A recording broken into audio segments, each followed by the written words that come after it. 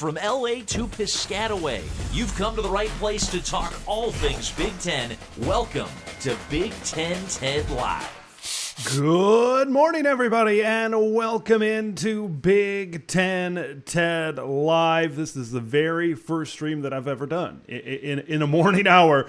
Why are we here? What are we doing exactly here up this morning? Well, throughout the whole week, we've been doing a Big Ten segment for 1600 ESPN. It's the ESPN Radio affiliate in Cedar Rapids, Iowa. So I've been joining Spencer on sports throughout there. That's a program that airs from the 4 p.m. to the 6 p.m. hour over there at 1600 ESPN in Cedar Rapids. And like I said, I've been doing that Big Ten segment with them. That airs at 5 o'clock over there. And just recently it popped into my head, well, I should probably bring this to the BTT audience as well. So we'll be live streaming that discussions as well. That's going to be coming up. Spencer is going to be calling in here at about 10:15. 10:15, that's going to be coming up. So here's what's on the docket with the discussion between Spencer and myself. We're going to be talking Week 10, right? Of course, it's an Iowa-based radio station, so we're going to sprinkle in a little bit of the Brian Ferentz type of stuff. They've been talking about that all week. So just a little bit of a sprinkle with that over there this week. Also, Michigan, big updates, a lot of heat.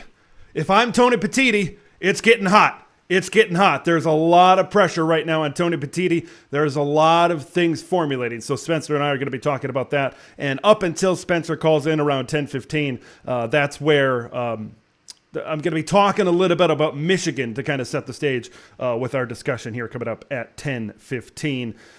Also, just go over some schedules. Did a live show on schedules last night, so if you haven't seen it, go check it out. It was an hour and change over there on all things. I kind of broke down certain segments of the schedule over there. So thanks, everybody, for coming in here to the live show here this morning. Lewis Papp coming in here this morning. Go Blue for Lewis there. And our guy Moen, you should name your members the Ted Heads. That is a fantastic idea, and I may take that into consideration. So thanks for guys for showing up here this morning. All right, let's talk about Michigan. Let's talk about the Wolverines and everything that's kind of going down right now. Because, like I said, there's a lot of heat on Tony Petitti. And recently I've come out and said, the NCAA is doing their investigation right now. And based on this article that I'm reading right here in front of me by Pete Thamel, love him or hate him, late last night, it sounds like, so the Big Ten is not doing their own investigation. I think we've known that for a good amount of time. Tony Petitti is contacting the NCAA.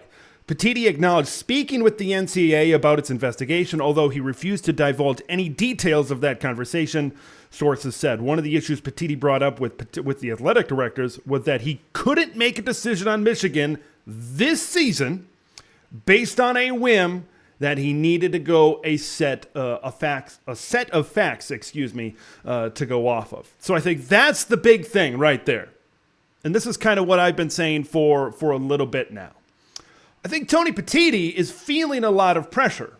He's willing to maybe give some sort of reprimand or some sort of punishment, but he needs everything in front of him. He can't go off of articles. He can't go off of media, right? He can't base it off of that. And I know a lot of people out there are calling for punishment right now, but he needs to have clear facts in front of him. So I'm very curious what the NCAA is going to share with him, because the NCAA better be careful as an organization, because if they share some information with him right now, that kind of makes them a less powerful organization. Because the NCAA is willing to cooperate that much, it depends how much and all that, we just don't know that yet, how much they're willing to cooperate with the Big Ten right now. Because if they give the Big Ten some information, now the Big Ten holds the power and maybe they can make things. So I want to quick go over the sportsmanship policy, because that's a big thing. When we talk about the Big Ten possibly handing down punishment, it's in regards, they have the power to do so based upon the sportsmanship policy. Now, there's kind of two levels to the sportsmanship policy. Number one, there's two options. Issue a standard disciplinary action, which can include public admonishment, reprimand, a fine that does not exceed $10,000, and a suspension. That's, I think, where we're going to come in here. The suspension of no more than 2 games. I believe if the Big Ten is going to make a move, if they're going to do something about this, it's probably going to be on the suspension front. That's what I feel right now with Jim Harbaugh. But but you see Jim, and then maybe it goes down to the coordinator, Sharon Moore, and Jesse Minter as well. I think that's something that also needs to be taken into consideration. That's 2 games. So 2 games. But there is a second level to this where they can essentially hand down, from my understanding, a major disciplinary action. It does not give any details what that major disciplinary action is, but it needs to be approved from the Big Ten's Joint Group Executive Committee comprised of athletic directors, which I think they'd be willing to maybe approve it based on what we heard here recently, senior administrators and faculty reps from all Big Ten schools. It could take time, but recent calls with ADs and presidents do suggest that an expedited timeline is possible. So Tony Petitti is trying to gather all of this information. He's trying to get as much concrete facts as he can and maybe not rely so much on media reports that are kind of going down right now. So let's take a look at some comments. Michael Hassman, he was here last night and he's here this morning as well. Year 1, and Petitti got a live grenade dropped. What is it about year 1 and Big Ten commissioners? Or maybe actually COVID might have been year 2 for Kevin Warren. But Kevin Warren kind of had that 2020 kind of dropped on his lap in a tough spot there. Hopefully Tony does a little bit better job than K-Dub did back in 2020. I'll say that. But year 1, a live grenade. It's a tough position. I don't envy the position. Like Michael is saying here, I do not envy at all the position that Tony Petitti currently finds himself in. It is a very, very tough position because you got 13 members over here. You got 1 member over here. These people, these 13 over here are mad. This one over here, they feel a little bit different. All right, let's head to Don Shepard here. If Michigan has done something wrong, then yes, they need punishment. But how or why does people want that now because of rumors? And I think, Don, that's what Tony Petitti is trying to do. He's not trying to make decisions based off of media reports and articles, because that's a lot of what we have right now. I think that's why he's contacting the NCAA to try to figure this thing out. He's trying to get as much information from them as possible so they can possibly make a decision as well. Now, also in this reporting here today, it sounds like Tony Petitti was in town for some field hockey, the Big Ten field hockey in Ann Arbor, and he's going to be talking to the president of the university. He's going to be talking to Michigan representatives. From what I've been hearing and how I've kind of been deciphering it on my own, is that maybe he's going to be like, well, here's what I know, here's what I don't know. I'd rather you guys maybe hand down the penalty, a self-imposed type of thing, like what happened earlier in the year. I'd rather that happen than maybe I have to step in and do something. I got to step in and do something. So that's something that's going to be talked about here in the next little bit, because it seems right now, to borrow a phrase from my good buddy Greg Flukar, we are in the hot bubble of action, right? We are in the midst of it. We are right there. It seems like something is going to happen here. I don't think anything's going to happen before Saturday, but I'd be surprised if something doesn't happen early next week with this Michigan situation. Another thing that I kind of want to bring up as well is, what about the Central Michigan deal? At first, I was a little bit skeptical. I'm not going to lie. I was a little bit skeptical. I said, no, I don't think that's Connor Stalions. But now you kind of go down a little bit. You kind of go down the train tracks a little bit. We haven't heard anything from what I've been able to see from Central Michigan University in regards to who this was. Was it Connor Stalions? If it wasn't Connor Stalions, who was it? All that. And we haven't heard anything from CMU. And I forgot when this all started, when the images came out. I think it was early this week, if I remember correctly. We haven't heard anything. And at first, people were calling for Central Michigan a couple of hours after these images to come out. And after they said, yes, we're looking into it, a lot of people said, well, they got to say something. Got to give them a little bit of time, right? Sometimes this game was at Michigan State. I'm sure that they were involved in this credential process as well somehow. So you got to give them a little bit of time. Well, we've given them a little bit of time. We haven't heard anything. And I tweeted this out earlier today that if we haven't heard anything yet, they might be diving deeper into, oh man, that might be Connor Stallions. And if it is Connor Stallions, who screwed up? Why is he there? You know, like when you watch a football game on TV and refs are reviewing a play. If it's a pretty easy review, they're in there for a little bit and they're out and they make the call. But if there's more to unpack and maybe they have to overturn the call, now they got to determine, okay, if we got to bring the play back, where was the runner down? Where was the clock at? What down? All that sort of stuff. It almost feels that's what's happening with the Central Michigan situation. I could be dead wrong on that. But it kind of feels like that's the way we're going right now. Let's get back to a comment here from Michael. Several active fires going on at Michigan. Yeah, there's a lot. There's a lot happening right now. There is no way Michigan comes out unscathed. It will be quite a while before it's all sorted out. Yeah, when you factor in everything, when you factor in it all, when you factor in the Michael Weiss, this whole FBI thing, which is crazy, what's unfolding right now, when you factor in the whole cheeseburger gate and recruiting during a COVID dead period, all that stuff, and now what's going on with sign stealing, is the NCAA waiting to bunch this all together? And maybe they will be willing to share some information with the Big Ten. Maybe they will be say, you can figure this out at a conference level right now, but we're gonna bundle it, right? In the words from Jake from State Farm, we're gonna bundle it all together. You save when you bundle, apparently. We'll see if that's the deal with the NCAA in regards to this Michigan situation as well. Big Ten Champions Club member Dallas coming in, talking about Ryan Day and Michigan and all that. We'll see. We'll see what happens with these coaches. I'm kind of surprised a lot with these coaches, with what's happened here right now, because they really got a sense of urgency. And you saw Ryan Walters on his radio show kind of talk about it as well this week. That they got to learn a new language and everything like that. So that's been something that's been talked about. And I think you got a lot of coaches in the Big Ten that are remaining on Michigan's schedule that are redoing the signs right now. I'm very curious to see how Michigan plays on the field. I think that's going to be a very intriguing situation here to see exactly what happens down the road.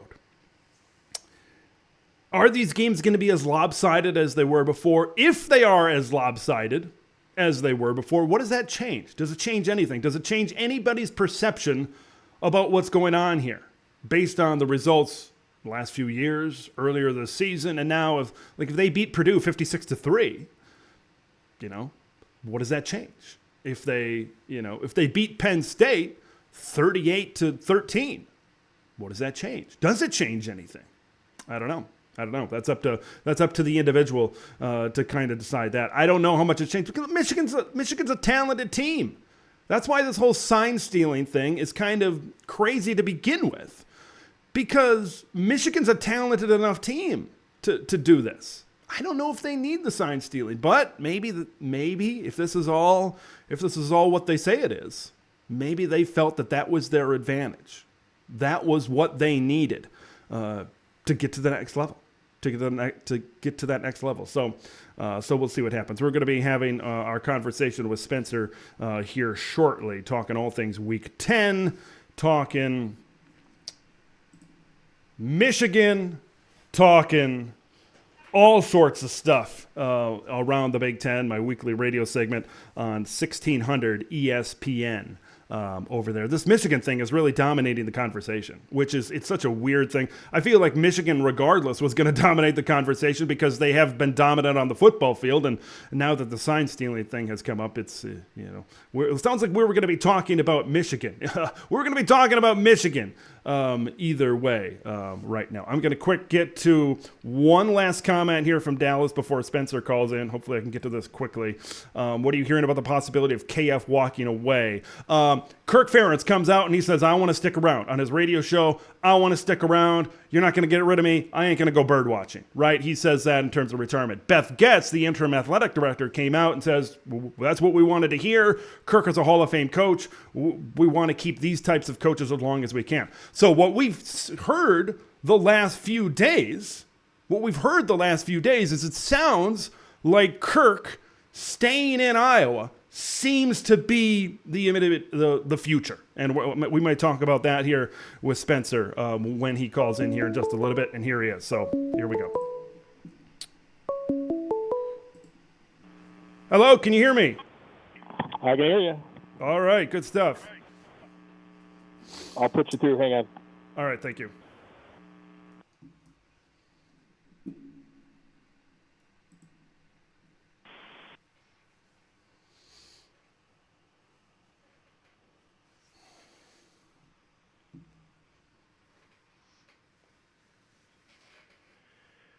All right, I'm here.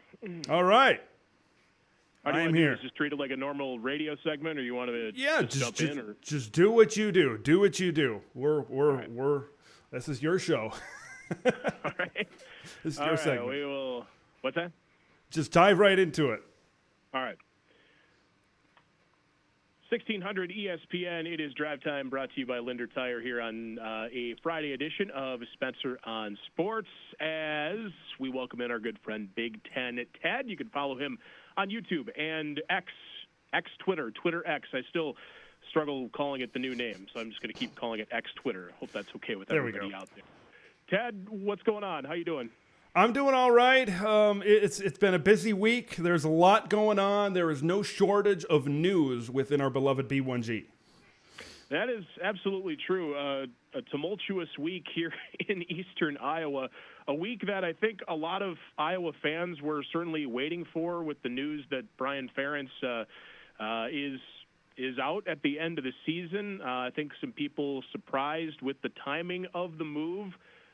We heard from Kirk Ferentz earlier in the week, and he didn't sound too thrilled with the timing of the move, nor with the move itself, as you can imagine. I mean, it's his son, right, that's getting booted out the door at the end of the season. But it certainly was an interesting week. There were questions about Kirk and his future. He had to come out on his radio show here in the state on Wednesday after the Tuesday press conference that we heard, and he was like, just clarifying, I do intend to coach in 2024 and beyond, because his comments were kind of cryptic, had some ambiguity to them on Tuesday. It's been kind of an exhausting week, at least here in the Iowa beat. What do you make of all this Brian Ferentz stuff and the Kirk Ferentz news this week, Ted? Boy, what a wild week that you guys had over there in Iowa with the Brian Ferentz news. And then you mentioned Kirk's press conference, right? It didn't sound great in terms of maybe his future. And then he kind of turned it around. Beth Getz kind of said, yeah, we like having a Hall of Fame coach in Iowa City. But it's not surprising that this is the way Kirk reacted. Like, I think what a lot of people have to realize is you got to put yourself in his shoes. This is his son we're talking about. This is family that we're talking about at the offensive coordinator. It's going to be tough. It's going to be tough, but to be honest with you, this is the move that Iowa needed to make. This is the move. I think they needed to get a little bit of a head start. I know people have kind of been going back and forth on whether it should have been done after the season or whether it should have been done in season. I think it's clear that the drive for 325 was going to fall short. And I think that they needed to Beth Getz needed to really set that precedent that this Iowa, we need to move forward. And we need to get better on the offensive side of the ball. And one thing that I was reading throughout all of this, I was kind of gathering a lot of information, and I thought there were a few folks that kind of put it this way.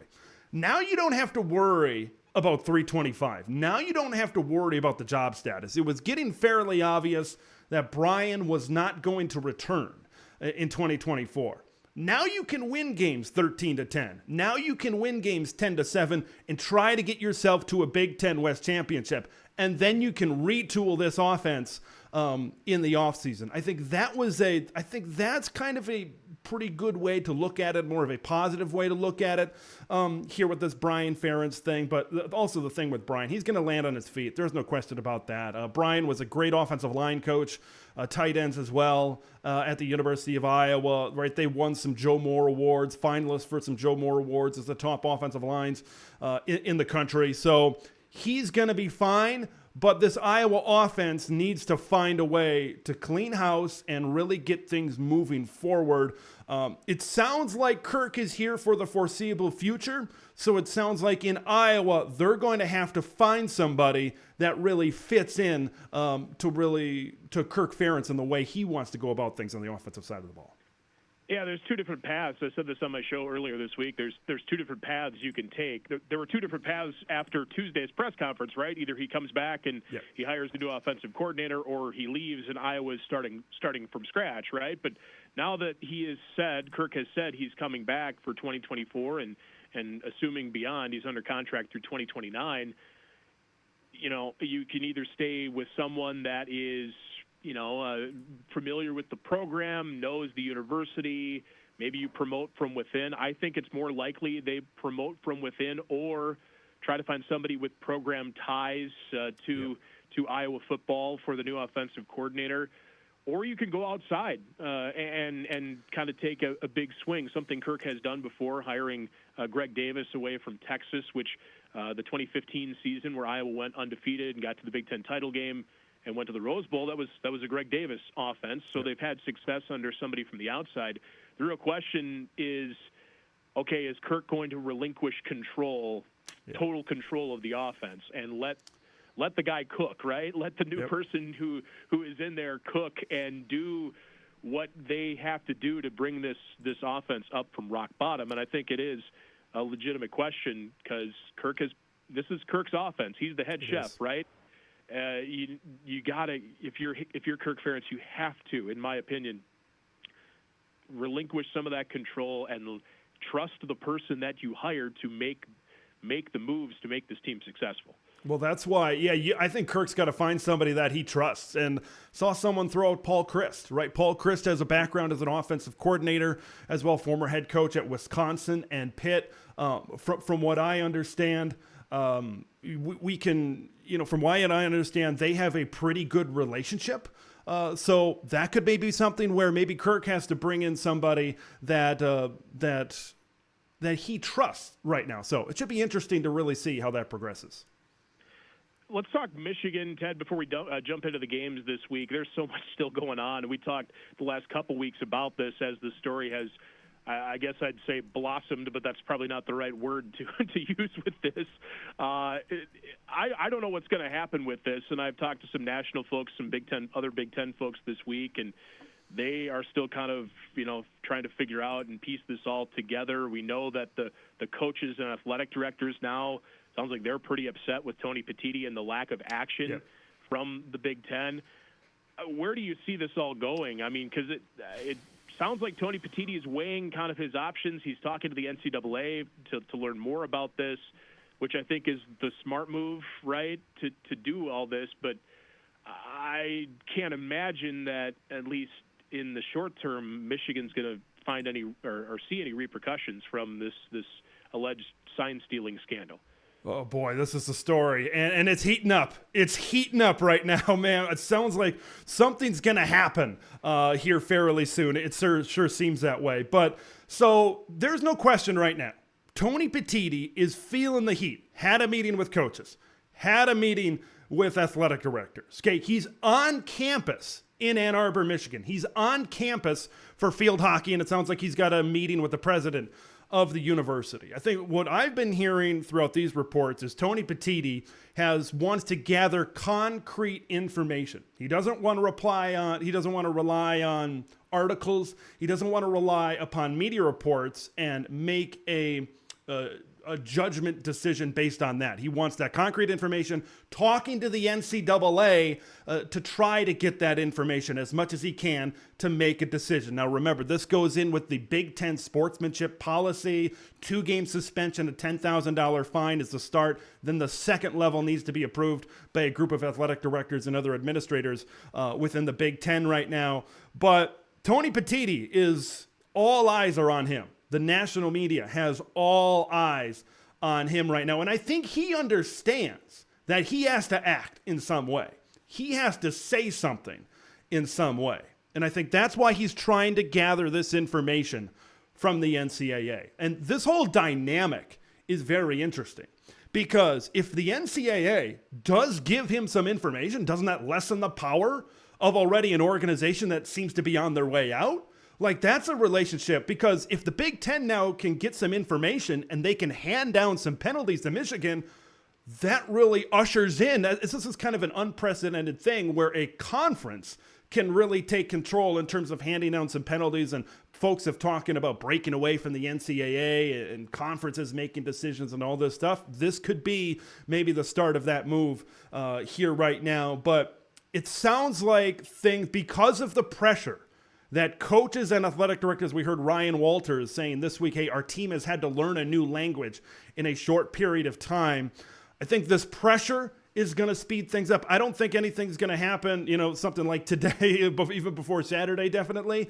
But I think what's definitely going to happen, I could see something maybe early next week, some suspensions, maybe on that first level of the Big Ten sportsmanship policy, and then you got to go on from there. But this is a lot of heat. What is it about Big Ten commissioners in the first year or so of their run? Remember, Kevin Warren had to deal with 2020. He had to deal with COVID a year and a half, something like that, into his run. And now, not even a year in for Tony Petitti, he's got to deal with Michigan sign stealing. So these Big Ten commissioners, I don't envy them right now, because I know that they have to balance what's on both sides of these things right now. But I think it's clear Big Ten coaches aren't happy. Big Ten athletic directors aren't happy, and they want action from the commissioner. All right, Ted, let's jump into the action this week. We're going to start with, I feel like could be a baseball score, a football game being played at a baseball stadium, and my goodness, you might have a baseball score between Iowa and Northwestern this week. I think very appropriate that it's been jettisoned to Peacock, the streaming service from NBC. Northwestern looked pretty good last week against Maryland. Excuse me. Iowa's defense is much better than Maryland's defense. I think it's going to be another low-scoring slog of a football game, but I feel like anything could really happen down the stretch here in any of the 4 games remaining for Iowa. What do you see with this matchup? I've in my picks preseason and in my picks in season, I've been pretty safe. And maybe much to the chagrin of your listeners there in Iowa, this is maybe the one where I go against the grain. With everything that's happening at Iowa this week, okay, from Brian Ferentz going down, and they want to limit the district. You saw that in Kirk's press conference. Let's talk about Northwestern. Let's talk about the game. Let's talk about the game. I think Kirk is saying that because he knows what's on the other side. This is not 1-11 Northwestern from last year, folks. What David Braun has done with this team, more people should be talking about this. Nationally, they should be talking about it within Big Ten circles.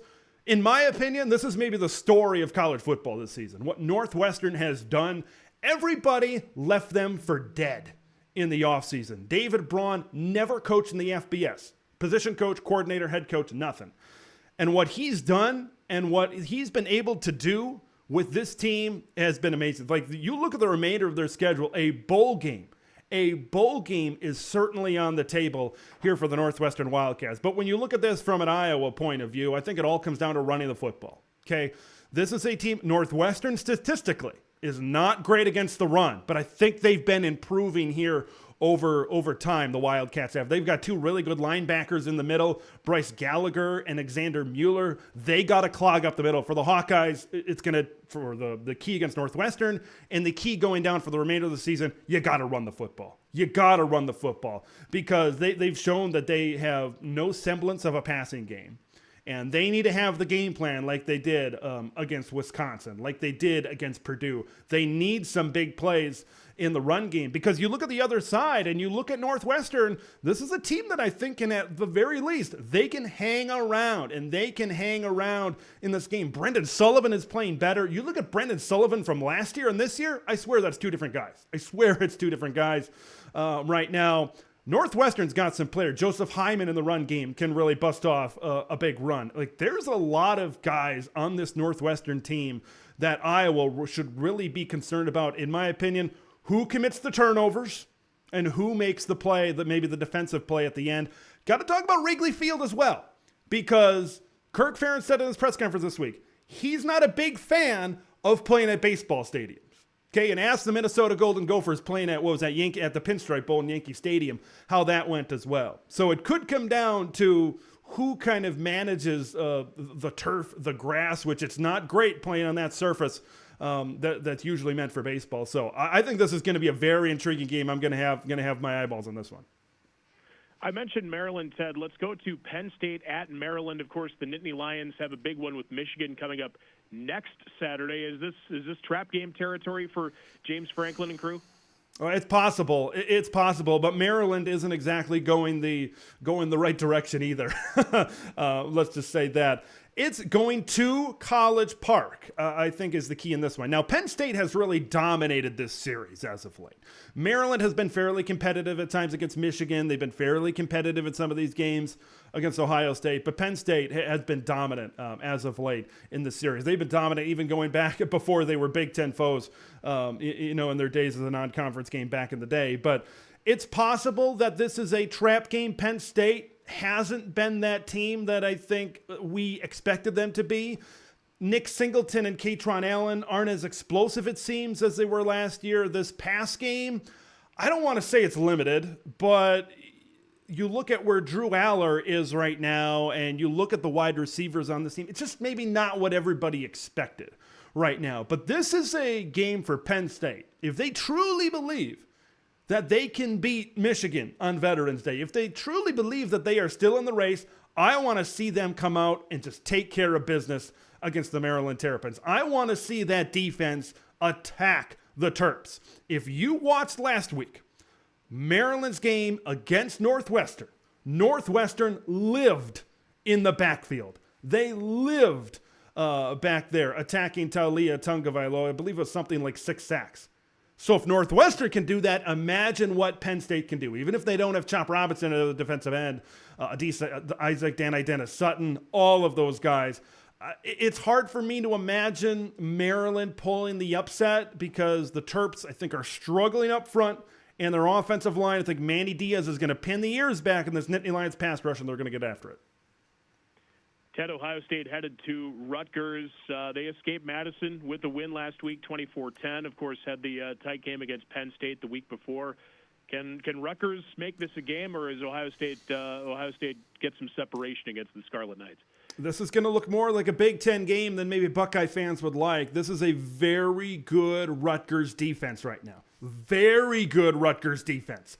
And then you look at what Ohio State has been. This isn't the explosive Ryan Day, Urban Meyer type of team where they're going up and down across the field, as Buckeye fans like to say.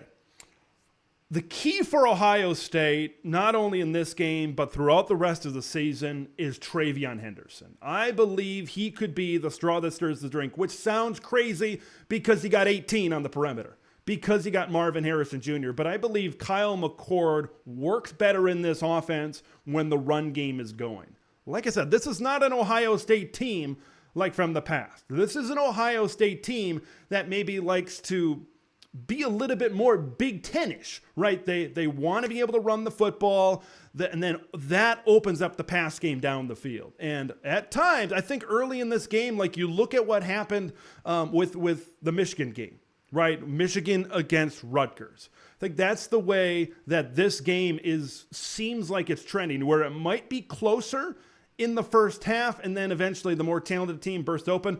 For Rutgers, you got to muck it up. You got to make it a messy Big Ten West type of football game. You got to try to force turnovers as well in this football game. We'll see what the status of Kyle McCord is. It sounds like he's going to play, but he did kind of have an ice bag around his foot after their last contest. So this is going to be a lot closer than people think. It's about minus 18.5 right now for the Buckeyes. It's just Rutgers just doesn't have much of an offense. Gavin Wimsatt he's better this year, but still, this is a Rutgers team. They got to run the football, and you're going up against a really, really good Ohio State front. I think Rutgers can hang around for a while, but in the end, I think the more talented team is going to win.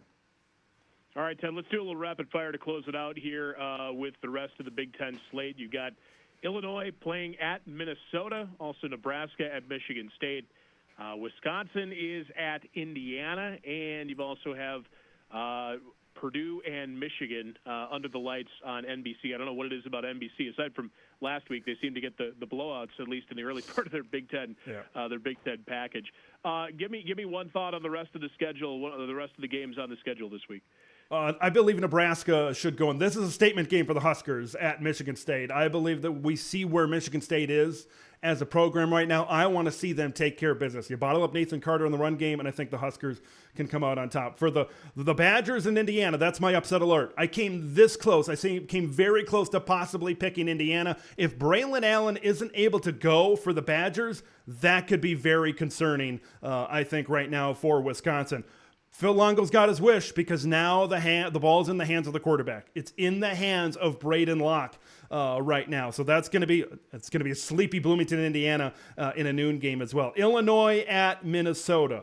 This is one there. I can understand the line being where it is right now. Gophers, a small favorite here right now at home. I want to see Minnesota run the football throughout this matchup. Of course, you got Johnny Newton. What happened to him? So he'll be out kind of the first half of this game. Hopefully, the Gophers will take advantage of that for their sake, still being in the Big Ten West Championship run. Purdue at Michigan. It's one that a lot of people are looking at right now for other reasons than maybe what's happening on the field. I'm interested in what the final score is going to be in this game, right? Ryan Walters kind of learning a new language with his team right now. I'm very interested to see, will Michigan dominate like they've been dominated, without all of this Connor Stallion signs type of stuff going on? And we had the 2023 schedule we just talked about, but we know the 2024 schedule this week, too. Lots of interesting matchups. In fact, a year subtract a day from when we're talking here, but November 2nd, the same week next year, we got some pretty interesting matchups, including Michigan and Oregon as a conference game about 1 year from when we're talking, Ted. The 2024 season going to be here before you know it. What did you think of the schedule that came out this week? Now you see it. Like, we saw opponents, we saw home, we saw away, and that's good. But now you get to see things in order. And, man, there are some – everybody's schedule's tough. Like, I know some people are saying, well, we didn't get a bye here, we didn't get this here, we didn't get that there. All of that stuff. We didn't get all of that stuff kind of happening on right now, but everybody's schedule is hard, when you really break this thing down. I know Michigan State, they've got a tough first stretch as well. USC opens up at Michigan, which I think is going to be a great opening game for USC. Those are two teams that could look very different, by the way, to kind of start things off. Who knows what's going to happen with Michigan? Who knows what's going to happen with Lincoln Riley over there at USC? Right now, Oregon and Washington could, for at least the second straight year, could have a double hate week where they might have a bye before the last game of the season, which they had this year kind of in the middle of the season. So that's something to kind of take a look at. But there's some really big weeks. I think it was something like November 2nd, Michigan and Oregon, Ohio State, Penn State. This is what NBC signed up for. This is what CBS signed up for. These big type of weeks. Kerry Kenny at the Big Ten Conference said on BTN, some of these games might possibly move into a Friday. Got to watch out for that. I think there's going to be a lot of Friday night football coming up on the docket, which, the whole high school football and college football bounce. They've avoided Friday nights for a long time, but I think with this many games, I think they're going to have to move to Friday nights. Watch out for those games being on Big Fox as well without Friday Night SmackDown being on Fox anymore as well. So it's going to be fun. I'm looking forward to it. 2024 is going to be a crazy year. It's going to be so different. I can't wait. Awesome, Ted. Good stuff as always. Thanks. I appreciate it.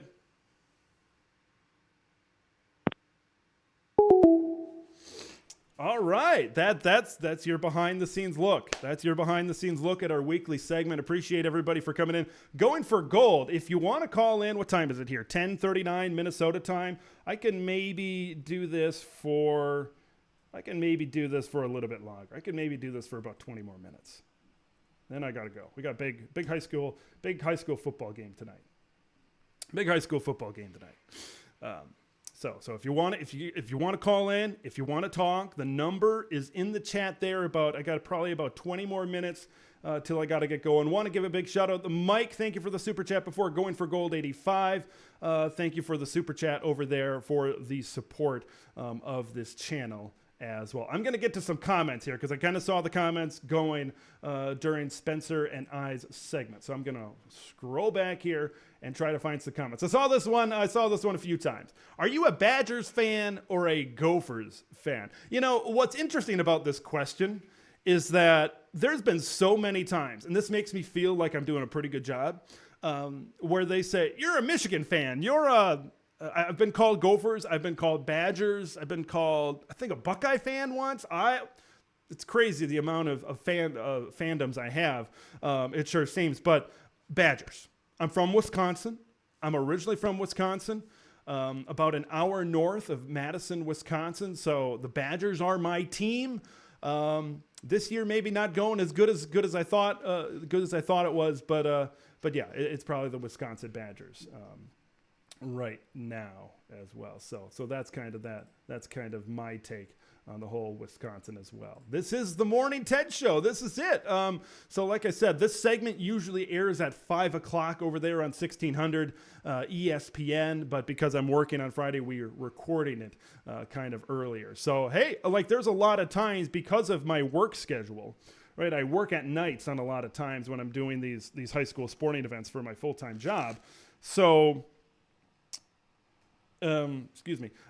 So there's a possibility that morning live shows could become a thing in the future. They could become a thing on some of those days where I'm working late. So that could happen possibly here in the future. The phone lines are open if you want to. Now I got to clear this comment here. Yeah, that's another one. Thank you, Marcus. Nebraska. Nebraska was one that I've been called. I like Nebraska. I am a Husker fan. I do like Nebraska. I wish they seem to be getting better as well, but you got Nebraska. I like Nebraska. I like Wisconsin. I'm from Wisconsin. So those are probably two at the top of my list. So yeah, it's probably Wisconsin. So yeah, I dropped the number in the chat if you want to call, you want to talk about anything here. Probably got another 15 or 20 minutes. It is, let me see if I can put it up on screen here, if I can find it in the chat. So it should be open. There it is. There is the number. I'll just flash it up on screen so it can stay up there. 715-600-2150 if you want to talk about it. I'm really looking forward to this weekend of football. I know there's a lot of off the field talk kind of going on with everything Michigan related right now, but I'm excited. I think there's teams right now that have the ability to establish some things. Nebraska has the opportunity to go 6-3 with all of the injuries that they've had right now. It's crazy. It's crazy to me. The amount of injuries that they've had so far. It looks like somebody just called, and for some reason I missed it. So if you want to call in again, for some reason it did not ring, and I don't know why. So that's a little bit interesting. But anyway, we'll figure that out. So if you want to try again, we could do that. But yeah, it's a big weekend, I think, for a lot of Big Ten teams. I want to try to.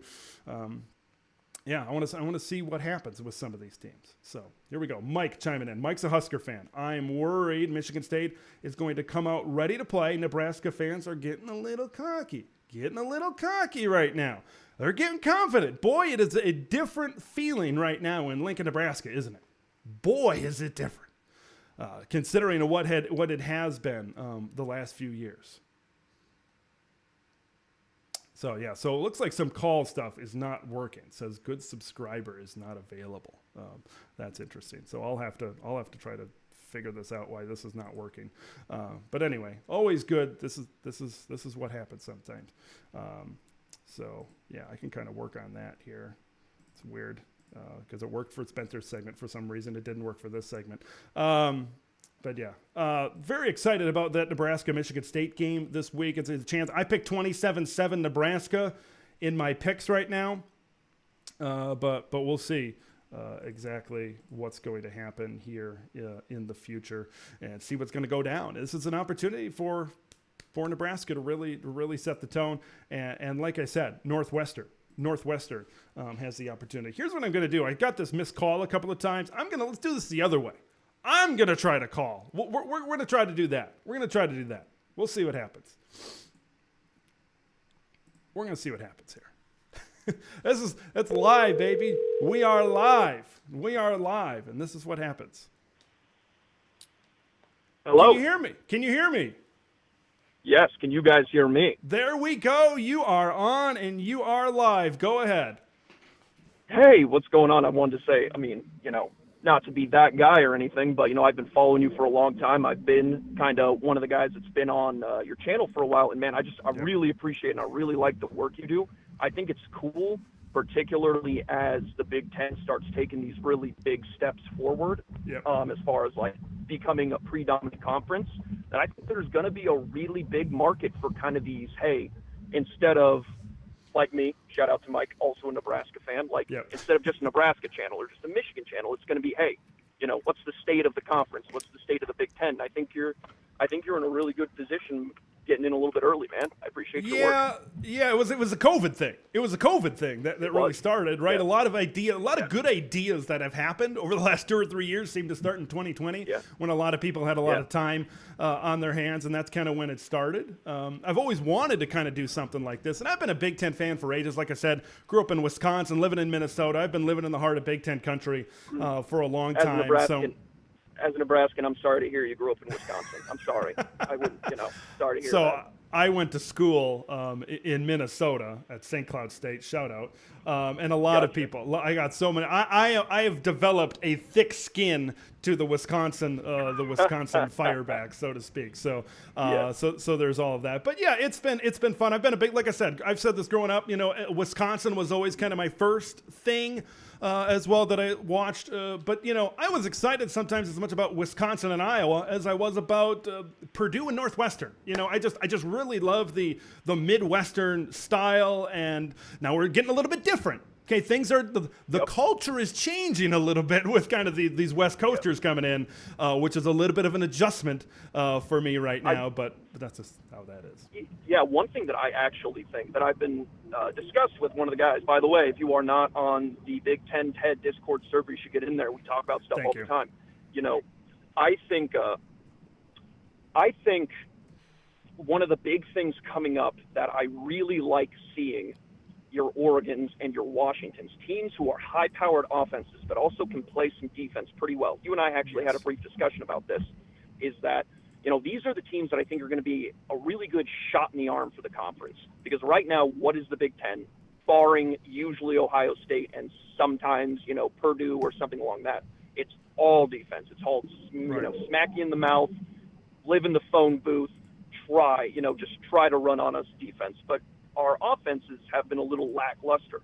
I think a team like Oregon in particular, who I'm most excited for, is going to be a nice balance. Like right now, I see the adjustment from Oregon to the Big Ten to be pretty smooth, and they're probably going to have a lot of success just because they do have those weapons on offense.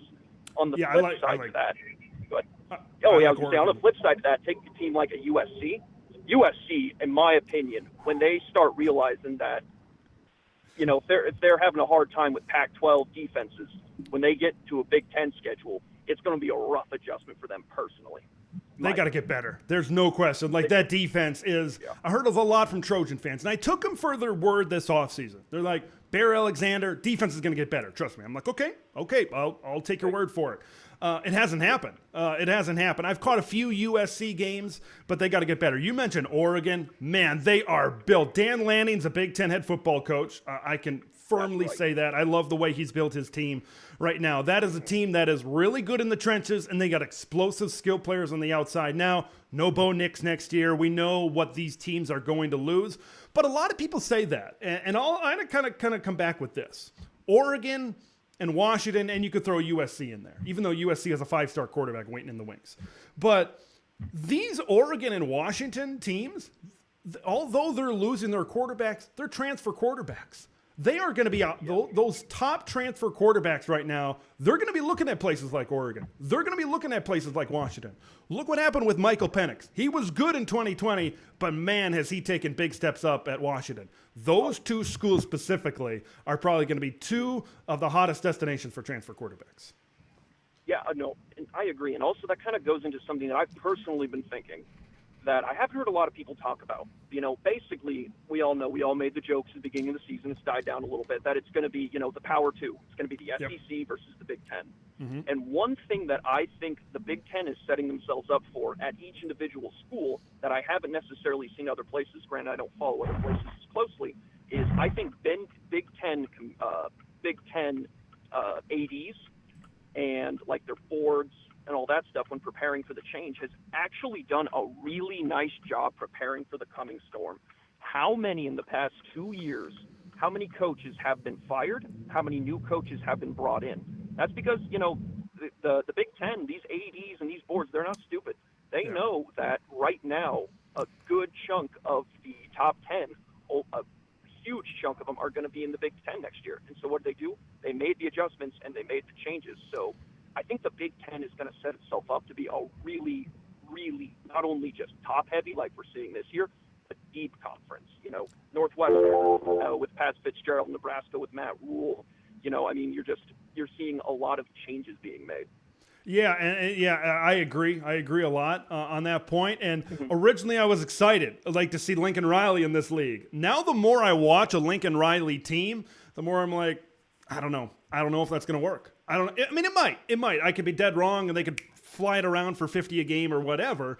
But I just, and USC fans have said as much as well, right? There's some USC fans on Twitter that's saying he's not the coach we want when we come into the Big Ten. We got to find somebody else. And he could go to the NFL. And I just never saw Lincoln Riley as a coach that was going to hang around in college forever. He always seemed a guy that was destined to go to the NFL. It just seemed that way to me. But his teams, if you haven't figured it out, Lincoln Riley teams they're in a box, right? They're great on offense, but their defense at Oklahoma, right? If they had decent defenses at Oklahoma, they might have won a couple of national championships with the amount of talent that they had on offense. And then you look at what's happened at USC. I said this before. I don't know what kind of blackmail Alex Grinch has on Lincoln Riley right now, but why he still has a job is beyond me. They got to figure something out over there. No question about that. And speaking of us coordinators having jobs, I would say this, and don't get me wrong, I do totally understand. It was kind of a topic at the beginning of the show. I just got out of class, and so I had to play catch up. I do understand. I'm going to bring a little bit of a different opinion. I do understand why Brian Ferentz needed to go, right? I do understand why it needed to be made public. But in my personal opinion, I made a comment on it, is that I don't think there was any great big secret that Brian Ferentz wasn't going to be fired. There was nothing, it was going to happen anyway, and it was kind of known. My question is with Iowa being in the position that they're in, I think, they're probably in the position out of everybody, maybe Wisconsin, because they have the win over Wisconsin. I would say they're probably in the best position to win the West. I just don't know how much I like the idea of kind of tossing things up and, kind of putting that stuff up in the air, getting that bad publicity, because I just worry about the players' motivation. If Iowa were if it was reversed, they're 2-6 now. If they were 2-6, different story, get rid of him. But you're in the hunt, man, and I just don't know if you want to shake things up, bring that bad voodoo, into a team that's hunting for the last Big Ten conference, the West Conference title. There is so many different ways to look at this Brian Ferentz thing, and you brought up a lot of those points. Drive for 325, that's something I brought up earlier, is something that maybe a lot of people were focused on. Oh, is he going to get there? He's going to get there. It's become clear that he's not going to get there. So now the pressure's off, and now you can win games 10-7, right? So you can try to find a way to win with special teams, with defense, and all that sort of stuff. So now that pressure's off. But you talk about players. Where's the motivation with the players? You know, if they've developed a relationship with Brian Ferentz and they like Brian for whatever reason, you know, where's that going? We're going to learn a lot, okay? Because Northwestern, right? You cannot. This is like, for everybody that thought, okay, we got rid of Pat Fitzgerald. You don't have that feisty, Fitzy type of team. David Braun seems like the second coming of Pat Fitzgerald. It really seems. So if you don't want, if you thought you were free and clear from some of those feisty Northwestern teams that you get every 2 or 3 years, I don't know if that's going to happen. I still think that's pretty there. But it's going to be very interesting because you look at what Iowa has. Northwestern's on the schedule. Rutgers is on the schedule. That's not a gimme. Illinois is on the schedule. If Illinois plays well, they've been a roller coaster this year. But when they play well, this can be a solid team. And then they end the season with Nebraska in Lincoln, of course. There's a world where they win all 4 of them. There's a world where they lose all 4. There's a world where they go 2-2, 3-1, 1-3. Yeah. So many different things could happen right now with the Iowa Hawkeyes. Yeah, and like I said in the comment that everybody was laughing for the Big Ten West teams. It's like, you know, it is always good. You love to see a nice heated race between 3 or 4 teams. But, you know, everybody knows that we're all kind of in competition to see who gets their butt whooped by who in Indianapolis.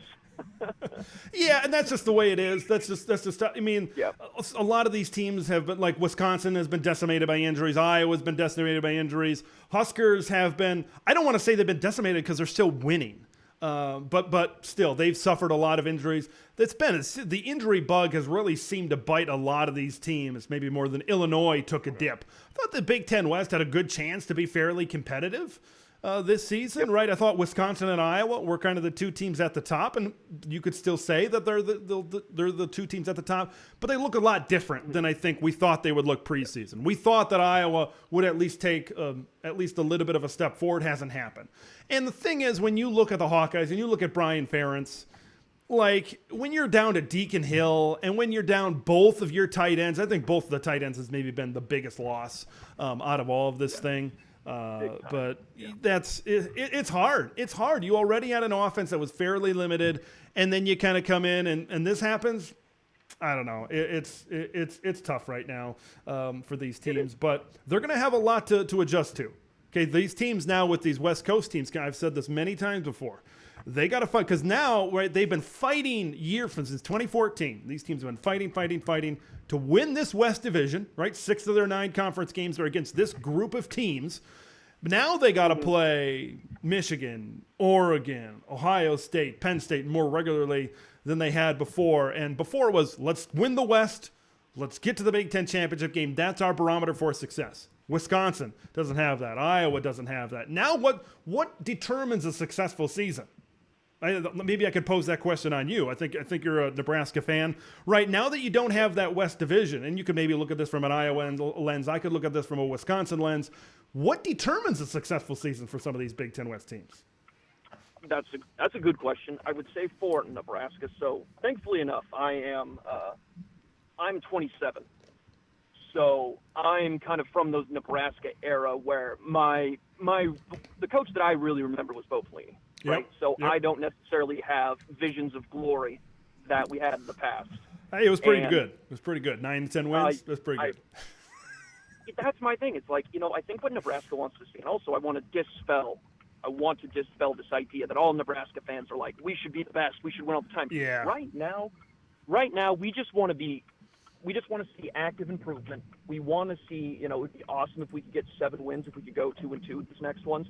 And then we just like to see mild improvement over time, even if that doesn't necessarily turn into, you know, winning more games every single year. You know how it goes, right? It's not linear. Some years you get a tougher schedule, you don't get as many wins.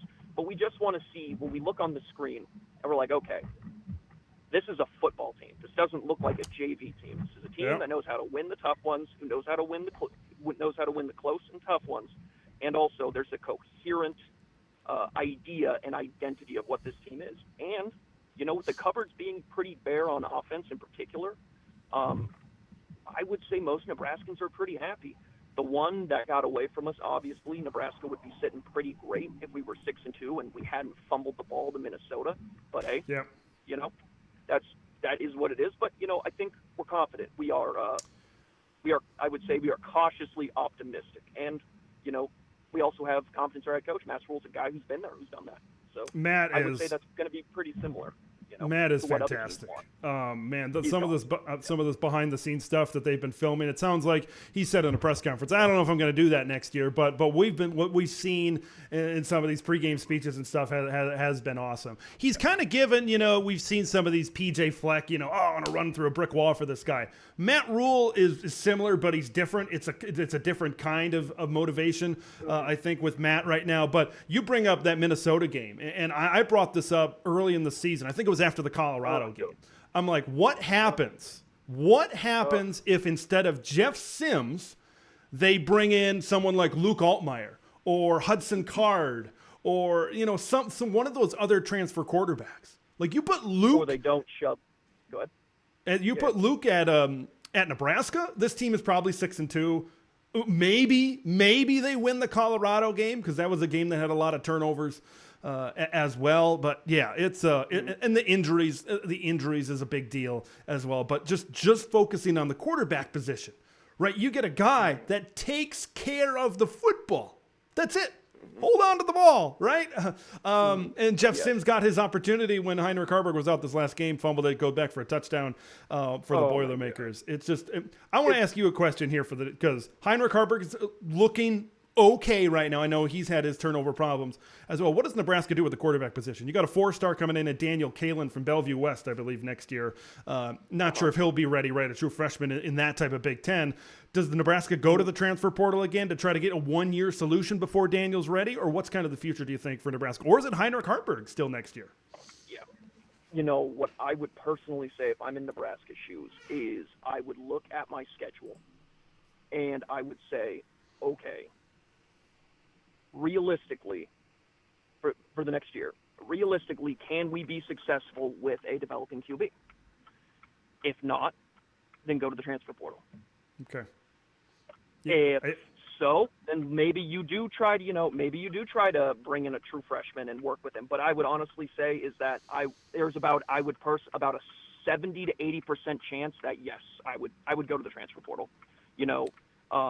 Big Ten football, when you talk about even at a Class A school like Omaha, the jump is just going to be way too extreme. Right. And I just do not see a true freshman coming in. And to be honest with you, when you talk about, whether getting Luke Altmaier or whoever else, honestly, the one stain on Matt Rule's kind of tenure, I guess, for his first season is, I think every Nebraska fan will agree with me, they should not have ran Casey Thompson out of town.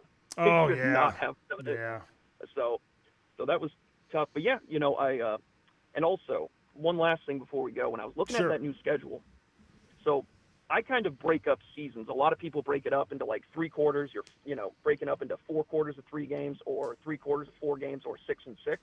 How I personally do it is I always look at the first 3, the back 3, and the middle 6, right? Because it's like early in the season, getting your feet underneath you, middle of the season, the chunk, and then by the time, your 9th game rolls around, who's injured is injured and, all that stuff, right?